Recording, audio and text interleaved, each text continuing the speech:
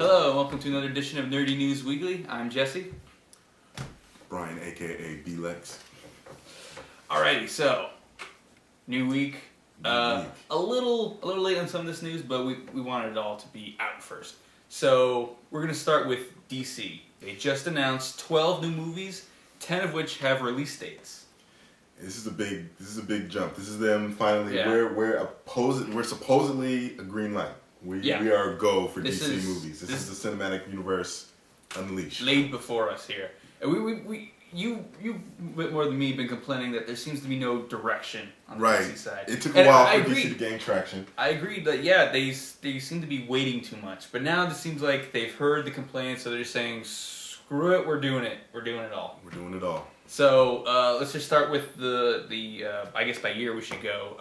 Starting 2016, we already know about Batman vs Superman: Dawn of Justice.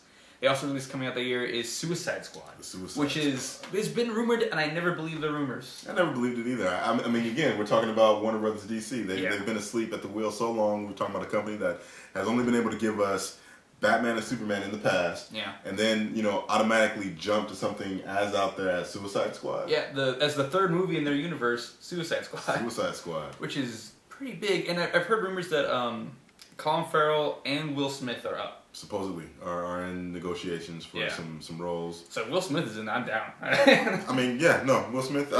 Playing a villain, doing good for money. That's following up in 2017 is Wonder Woman, which has long been rumored to be before Justice League, followed by Justice League Part 1.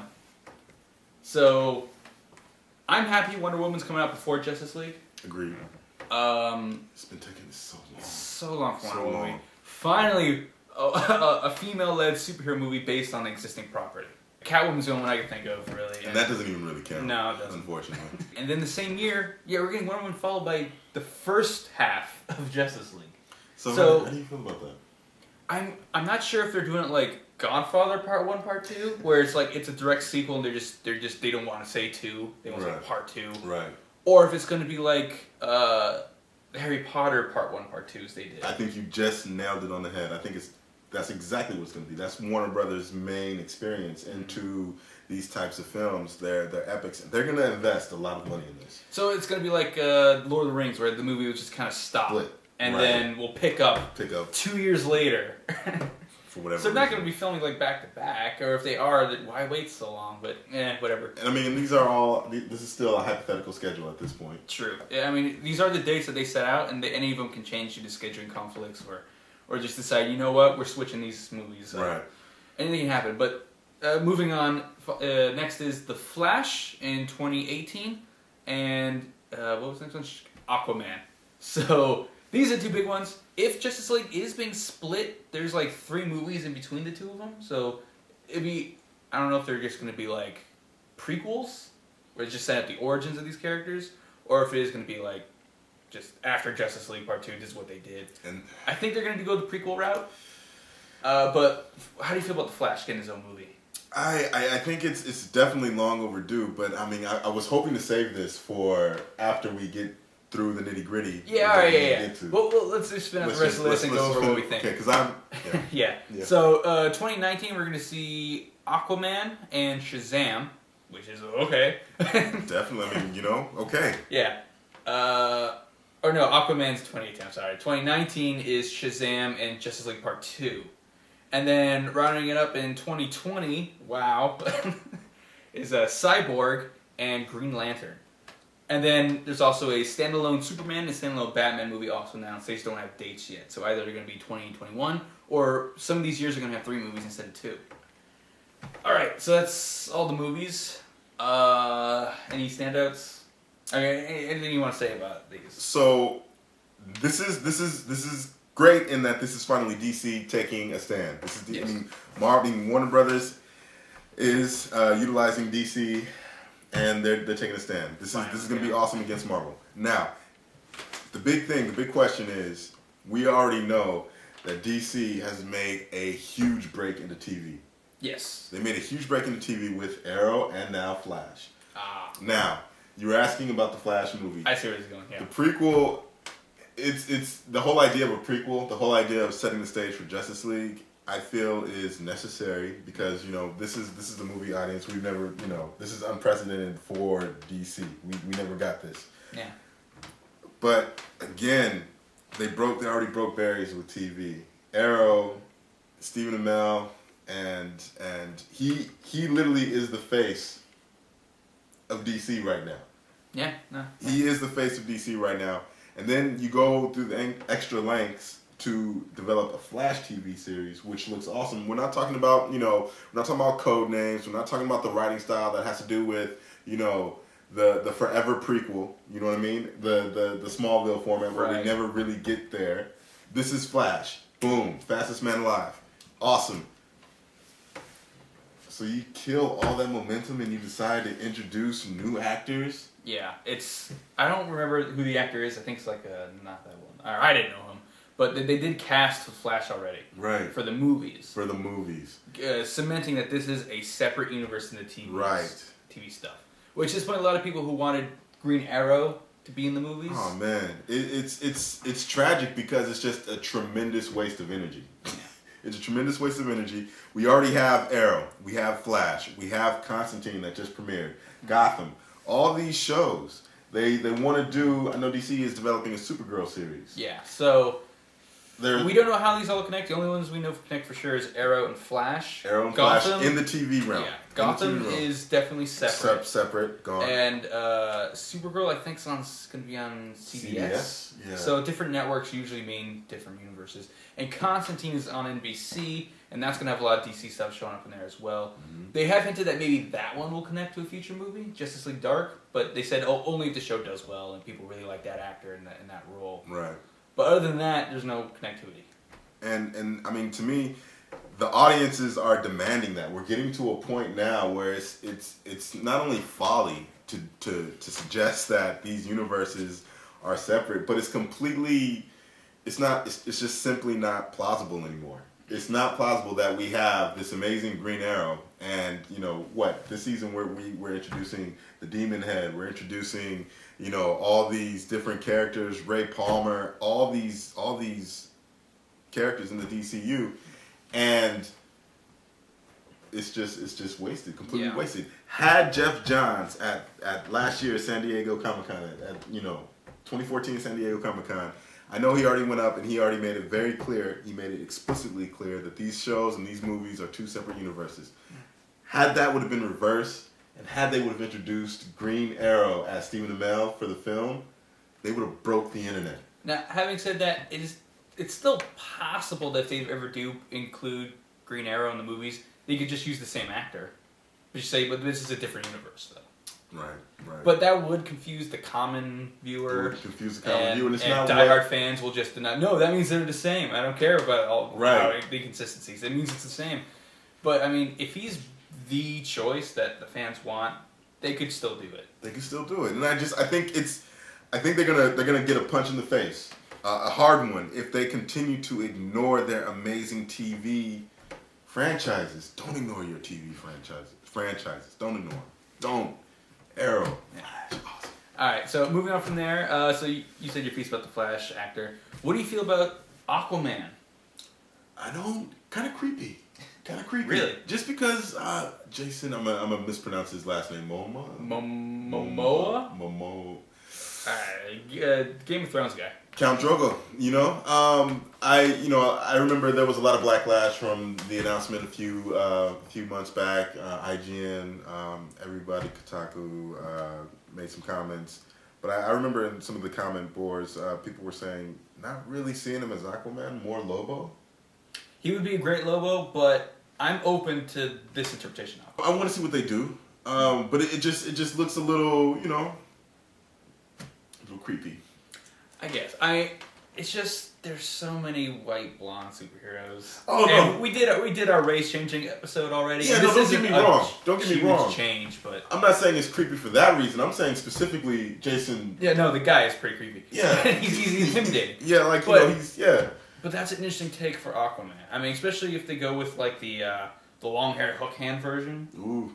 Yeah. I think they're probably gonna do some kind of a combination of the more popular current Aquaman and that one, because he's got the long hair already. So why not? I really don't know how they're going to go with it, but I'm psyched to see it. I'm curious if they would, like, you bring up a good point just in terms of the interpretation. If they go with, like, maybe, you know, the urban legend Aquaman, maybe something a little bit more darker and whatnot. But he's getting his own movie, so there's a chance it's just going to be Man of Steel, but with water.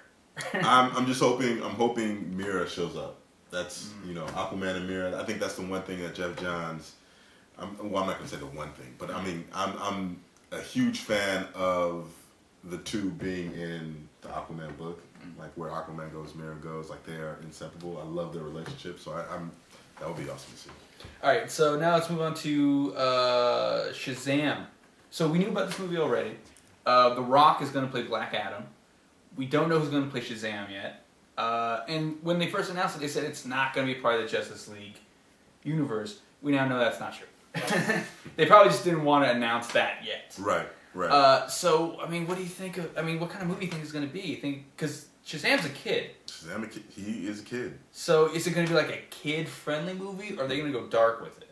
I mean, you know... Because he's probably going to be a kid very little. With The Rock, you know what I mean? With his past track record. I'm not saying that he's not capable of doing something dark. I'm very confident that he can. But, again...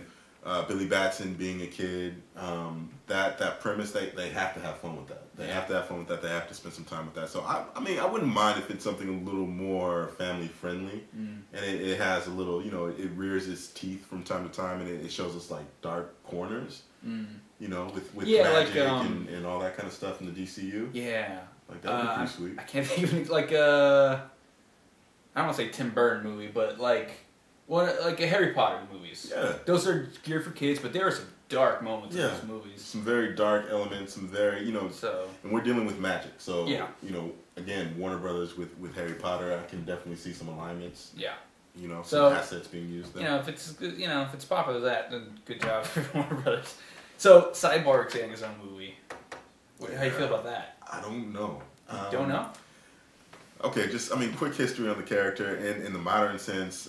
Jeff Johns, again, the man's work really sort of, you know, guides Cyborg as a character, sort of reinvigorated him with his incarnation of Teen Titans. From there, he's always just sort of been interested in the character. We just seen examples of him just keep coming back to his characters in different stories, and of course, New 52, he's one of the founding members of the JLA.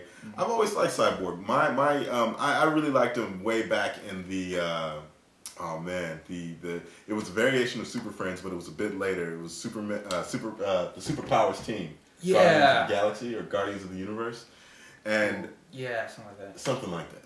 But Cyborg and Firestorm were on the team, and they had really good dialogue together, and Cyborg, Vic Stone, and I mean, you know, doing his thing, and that was a Cyborg that really kind of got me into, you know, the character. So, but a movie, I mean, I'm curious, sure. I just think it's a little out of left field. We know he's going to be in Batman vs Superman and the Justice League movies. It's theorized that his origin will be explored in Batman vs Superman. Like, he'll get hurt in Batman vs Superman, and he'll show up in Justice League as Cyborg. So the movie, it would either be set afterwards or would fill in the gap between those two movies. Who knows how they're going to go with it. But a black superhero is getting his own movie. Yeah. That's something. That is something. That is something. I mean, because what? Remember Steel? That's a little too close to home, because they're both like tech genius DC heroes with a lot of metal. Mm-hmm. So, but that was then. This is now. That was then. This is now. And I mean, again, and he's a theater actor. He's not an athlete. Right. What? I mean, the actor. Oh, okay. Not the character. The actor is he actually did theater, right? No, and I mean,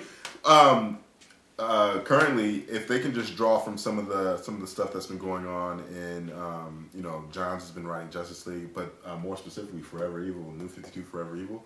Cyborg takes a pretty heavy role on in that, and that was some awesome stuff. I mean, just the way he's calibrating and the way he is sort of the quarterback of the JLA.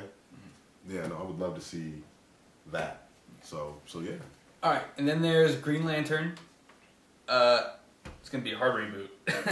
So there's like a less than 2% chance that DC will ask Ryan Reynolds to come back, and there is a less than 0.5% that he will agree. That he's actually even still interested, yeah. Yeah, so that's not going to happen. So this is going to be a new Green Lantern. We don't know which Green Lantern. It might not even be Hal Jordan. That ship might have sailed with Ryan Reynolds. They might go with Guy Gardner or Jon Stewart. Who knows? So, should they try again? I mean, it's one thing to have him in Justice League as a background character. Right. But to give him his own movie again. I think they should. The problem with DC is we're dealing with so much more obscurity. And I think, you know what? It could very much be a contender to something like Guardians of the Galaxy. If done right. If done right. If done right. If they make it like Training Day, then yeah, it's great. If it's Hal Jordan and Sinestro going through space and Sinestro showing him the ropes and showing him how dirty it is and how violent he is, I think that's where it's at. That's a great angle to go with, especially for an origin story. Right. All right, so the final point for these movies I want to talk about is the cohesion, the Justice League movies. So they've been going with the Nolan focus for this universe so far with one movie. With one movie. Man of Steel was meant to be like the Dark Knight for Superman, and I think they did a good job of grounding it. Because once you say no aliens, okay, it's realistic then. It's about an alien invasion. It's not about a magical spaceman. So now they're bringing in Batman, who's himself can be very grounded, but he's gonna have like super armor and all that stuff. That's another thing. It's like fine, yeah, they could all be grounded. But what about Wonder Woman and Shazam?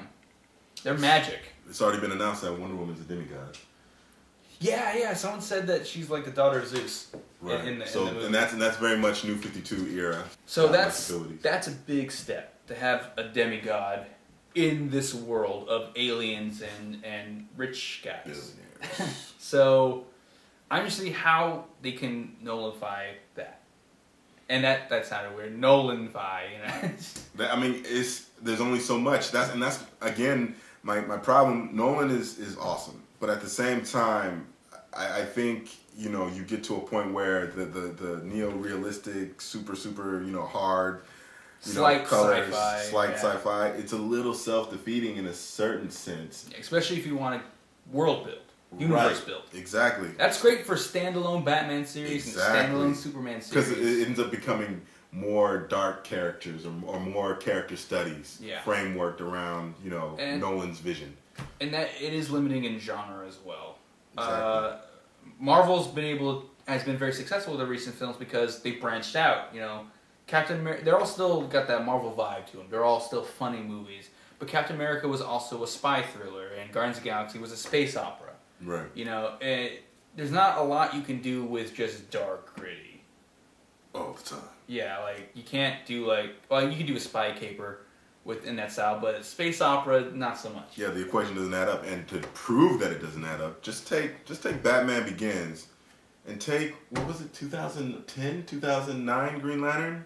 Yeah. Ryan Reynolds Green Lantern, and just put them in the same equation. Doesn't add up. There's no way Ryan Reynolds' Green Lantern can exist in that universe. Nolan's Batman. Yeah. No way. So, I mean, they're probably going to address that in Batman Superman since Wonder Woman's going to be in that.